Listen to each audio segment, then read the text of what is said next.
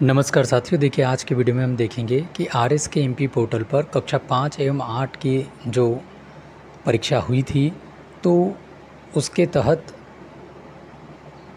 उत्तर पुस्तिकाओं का विषयवार एवं लर्निंग आउटकम आधारित विश्लेषण डाइट के माध्यम से किया जाना है। इस हेतु जिले के प्रत्येक विकासखंड से कक्षा 5 की 100 एवं कक्षा 8 की 100 उत्तर पुस्तिकाओं का विश्लेषण जो किया जाना है सब्जेक्ट वार, तो वो किस प्रकार से ऑनलाइन उसके लिए गतिविधि होगी, ऑनलाइन उसमें क्या क्या कार्य किस किस स्तर से किए जाएंगे, ये सभी कुछ हम पूरी प्रक्रिया जो है बहुत ही पूरी प्रक्रिया को संक्षिप्त में बताने की कोशिश करेंगे। तो प्लीज़ वीडियो के अंत तक बने रहिएगा। तो इसके लिए हम सबसे पहले RSKMP पोर्टल पर आते हैं। इस पर आने के बाद में हमको यहाँ पर सबसे पहले BRC से लॉगिन करना है। हम BRC का यूज़र ID पासवर्ड डालेंगे। यहाँ पर नीचे जो कैप्चा कोड है ये आपको पता है, तो ये कैप्चा कोड डालते हैं और फिर हम लॉगिन करते हैं। तो ये देखिए हमने यहाँ पर लॉगिन किया। अभी हम BRC से लॉगिन होने के बाद में यहाँ पर कक्षा 5-8 एनुअल एग्ज़ाम पर आते हैं। चूँकि ये जो है सबसे पहले कार्य होगा BRC लॉगिन से, जो एग्ज़ाम आइटम एनालिसिस डिस्पैच है वो BRC लॉगिन से किया जाना है, जैसे कि लेटर में भी निर्देश थे और वह लेटर 3705/14/6 का था। तो इसमें यहाँ पर आपको दिख रहा है एग्ज़ाम आइटम एनालिसिस डिस्पैच, हमको इस डिस्पैच पर क्लिक करना है। इस पर हम जैसे क्लिक करेंगे तो इस प्रकार से जो हमको यहाँ पर जो सामग्री एग्ज़ाम सेंटर, उसका संकुल, इवैल्यूएशन सेंटर, क्लास, सब्जेक्ट और एग्ज़ाम डेट जो थी उस दिनांक की और टोटल आंसर शीट्स, ये सारी हमको यहाँ पर शो हो जाएगी। हमको करना कुछ भी नहीं है, बहुत ही सिंपल प्रोसेस है कि हमको यहाँ पर डेट डालना है जिस दिन BRC से ये जो है डिस्पैच की जाएगी ये सामग्री। तो हम जैसे सपोज़ यहाँ पर ये 30 डालते हैं और सबमिट बटन पर क्लिक करते हैं। बस इतना सा कार्य BRC लॉगिन से किया जाना है, इसके अतिरिक्त तो और कुछ भी नहीं है। तो इस प्रकार से देखिए यहाँ पर अपडेटेड आ गया, डिस्पैच डिटेल अपडेटेड सक्सेसफुली। इसको हम ओके करते हैं।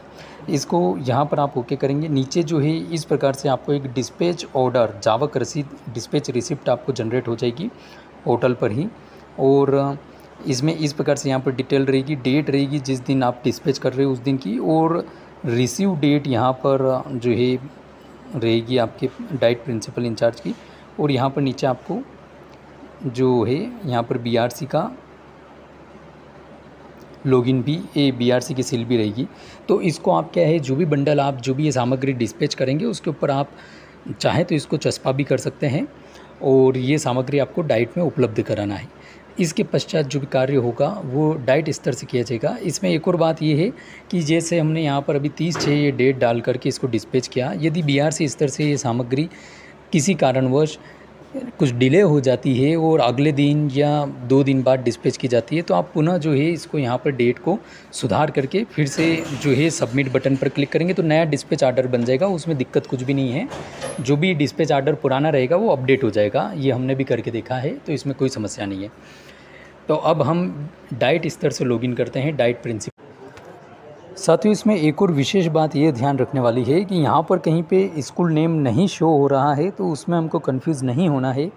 यहाँ पर जो हमको एग्ज़ाम सेंटर बताया हुआ है, जो एग्ज़ाम सेंटर का नाम है, उसमें जितने भी विद्यालय हो और जितने बच्चों ने एग्ज़ाम दी, हमको यहाँ पर जो टोटल आंसर शीट्स है उतने ही बच्चों की शो हो रही है। तो इसमें कहीं पे हमको ये कंफ्यूज नहीं होना है कि इसमें स्कूल नहीं दिया है, हम कौन से स्कूल की वहाँ से कलेक्ट करें, इवोल्यूशन सेंटर से, जहाँ पर भी ये आंसर शीट्स रखी हुई है। तो जैसे कि वरिष्ठ कार्यालय के पूर्व के निर्देश थे, यदि उसके अकॉर्डिंग काम हुआ है तो ये सारे बंडल एज इट इज़ जो है रखे हुए मिलेंगे आपको। इसमें कहीं पर कोई दिक्कत नहीं होगी। बस आपको उन बंडल्स को जो है अरेंज करना है, वहाँ से कलेक्ट करवाना है और उन बंडल्स को एक बंडल बंच बनाकर इतने सभी एग्ज़ाम सेंटर्स का और ये जो है डाइट को पहुँचाना है। तो इसमें ये बात भी ध्यान रखने वाली है। ये देखिएगा साथियों, हमने अब ये डाइट से लॉगिन किया है और इसमें भी हमको यहाँ पर 5-8 एनुअल एग्ज़ाम पर जाना है। इस पर क्लिक करेंगे तो यहाँ पर हमको देखिए 3 जो है item analysis, exam item analysis के 3 ऑप्शन हमको यहाँ पर मिलेंगे। इसमें सबसे पहला रिसीव वाला है, हमको सबसे पहले यही कार्य करना है, हमको रिसीव करना है। जो भी सामग्री BRC लेवल से डिस्पैच की गई है, हमको यहाँ पर वह सामग्री उस विकास खंड का नाम हमको यहाँ पर शो होएगा। तो हम यहाँ पर ब्लॉक पे सिलेक्ट करते हैं। देखिए हमको यहाँ पर अभी जिले अंतर्गत एक ही विकास खंड दिख रहा है, चूँकि इस विकास खंड द्वारा ही हमने डिस्पैच ऑर्डर अभी बनाया था। तो यहाँ पर हम उस विकास खंड को सिलेक्ट करते हैं, शो बटन पर क्लिक करते हैं। तो ये देखिए इस प्रकार से हमको सारी सामग्री विकास खंड लॉगिन में जो दिख रही थी, जिसका हमने डिस्पैच बनाया, सारी हमको यहाँ पर प्रदर्शित होने लगी है। अब यहाँ पर डाइट लेवल से जो है यहाँ पर रिसीव डेट डालना है, जो भी दिनांक को सामग्री रिसीव हो रही है, और रिसीव डेट डालने के बाद में सबमिट बटन पर क्लिक करना है। ये सबमिट बटन पर क्लिक करते ही देखिए इस प्रकार से मैसेज आ जाएगा हमको, updated receive detail updated successfully. It means ये अब जो सामग्री डाइट लेवल से रिसीव कर ली गई है, हम इसको ओके करते हैं। और ये देखिएगा आपको यहाँ पर नीचे जो है इस प्रकार से एक PDF भी जो है जनरेट हो जाएगा रिसीव्ड का। आप चाहें तो इसको यहाँ से PDF वगैरह में आप इसको सेव कर सकते हैं, अन्य प्रारूप भी दिए गए हैं।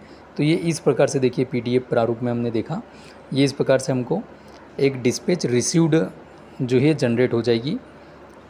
अब फिर से हम देखते हैं नेक्स्ट कार्य जो इसमें डाइट लेवल से किया जाना है। जैसे कि निर्देश हैं कि डाइट लेवल से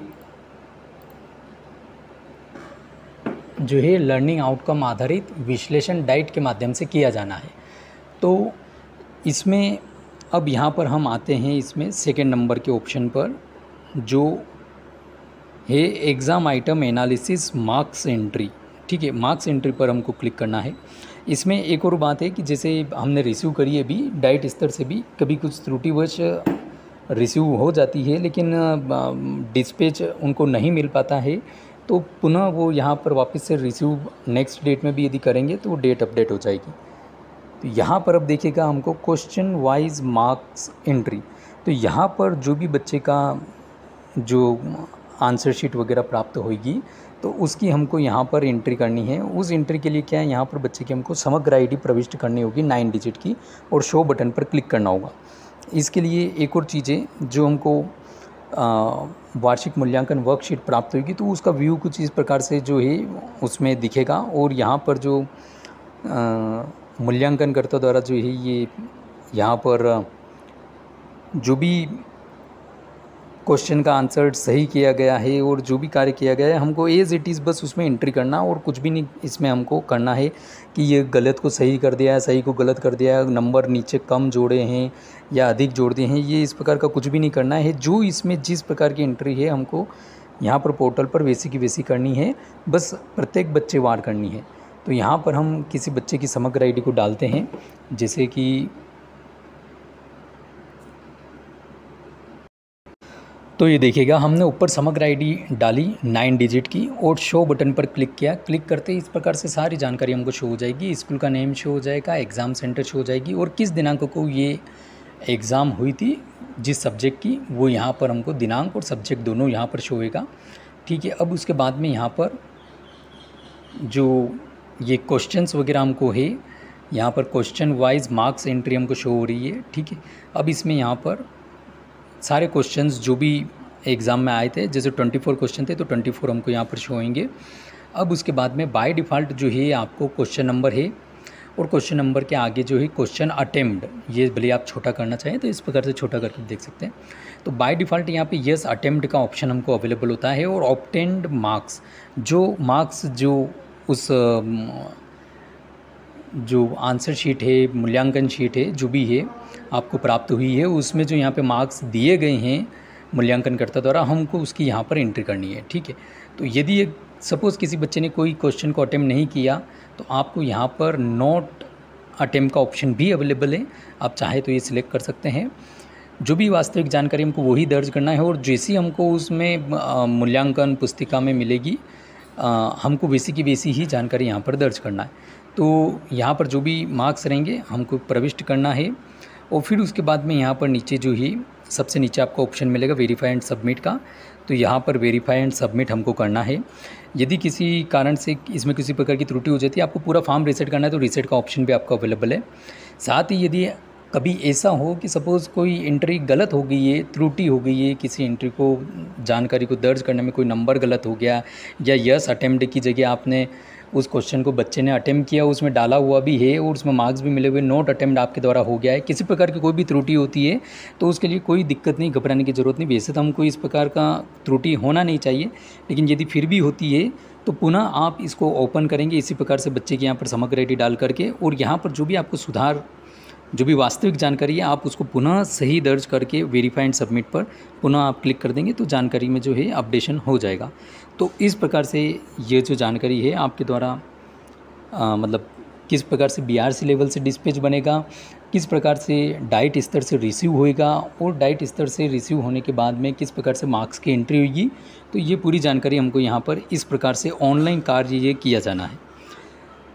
इसी के साथ में जो हमको यहाँ पर एक और तीसरे नंबर का जो ऑप्शन अवेलेबल हो रहा था, एग्ज़ाम आइटम एनालिसिस रिपोर्ट, तो रिपोर्ट के माध्यम से हम यह चेक कर सकते हैं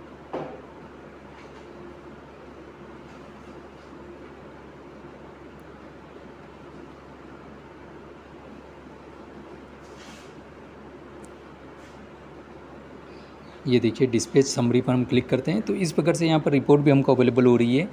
इस रिपोर्ट में हमको ये जानकारी मिलेगी बाय डिफ़ॉल्ट कि कौन से डिस्ट्रिक्ट में कितने विकास खंड और कितनों ने जो है डिस्पैच बना दिया है और कितनों की रिसीविंग जो है डाइट स्तर से हो चुकी है। अब यदि इसी को हम विकास खंडवार देखना चाहें तो हम किसी भी ज़िले को सिलेक्ट करेंगे, फॉर एग्जांपल हमने ज़िला सिलेक्ट किया और शो बटन पर क्लिक करेंगे तो भी जो है यहाँ पर हमको जानकारी प्रदर्शित हो जाएगी कि इसमें कितने विकास खंड और किस विकास खंड ने डिस्पैच बनाया है और किसकी जो है रिसीविंग हो चुकी है। तो इस प्रकार से जानकारी सारी कुछ हमको अवेलेबल है। बहुत ही सिंपल प्रोसेस है, बहुत ही ईजी है।